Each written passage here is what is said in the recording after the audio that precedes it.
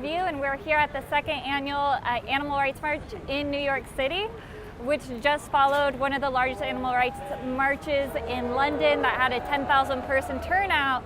But here in New York, we're seeing much smaller numbers with around 3,000 attendees. So it begs us to raise the question of why in New York, one of the largest cities in the world, we have one of the smallest turnouts for activism for animals.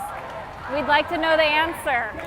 So I'm curious what your opinion is on what do you think the impact of marching together has on the city and on the community and really spreading the message that everybody's here for?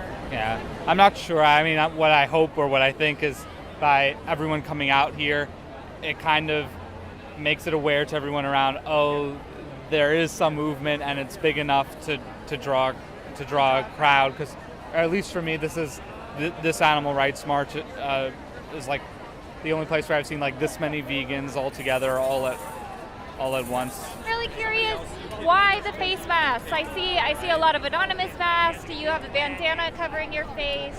What's the symbolism, or what are you trying to showcase with that?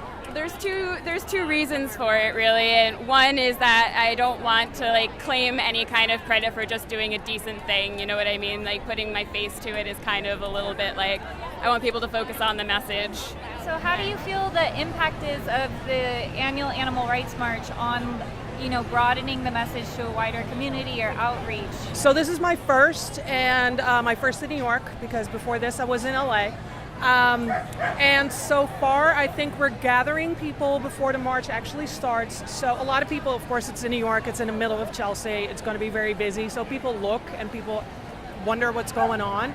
So that's great, because even if we make only 2-3 people aware today of the atrocities that go on in the farm factories, in the fur industry, and any industry that abuses animals, it's just great to get some eyes on that and make people aware, and maybe they will change their mind. I mean, it is the right thing to do.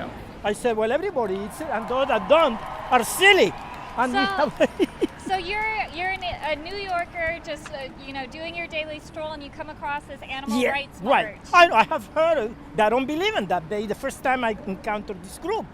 So how's your reaction to seeing these provocative images and signs? They are all provocative. Those that go to Union Square, the same thing. They are all provocative people that have nothing else to do. For you understand that the livestock and the production here in the U.S. is really especially not humane.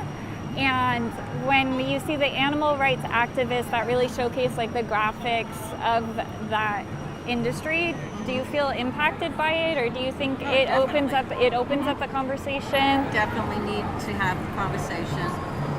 Needs to be an awareness, and it's a very different change to a lot of people, including me, who grew up our American diet, has been based on. It's harmful to us. It's harmful to everything. I am aware of that.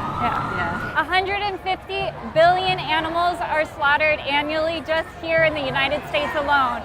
And that can be for fur, for the food on your table, for animal testing. 150 billion animals are slaughtered annually. Compare that to the number of Americans there are. We're outnumbered by the animals that we use to feed us.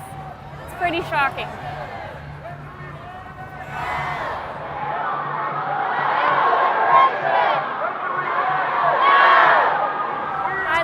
Animal Rights March heads downtown. The Plant-Based Review is going to continue asking the questions of what is the impact of animal activism and marching together here, not only here in New York, but globally around the world, and how we can share and generate momentum behind this movement and awareness for animal rights.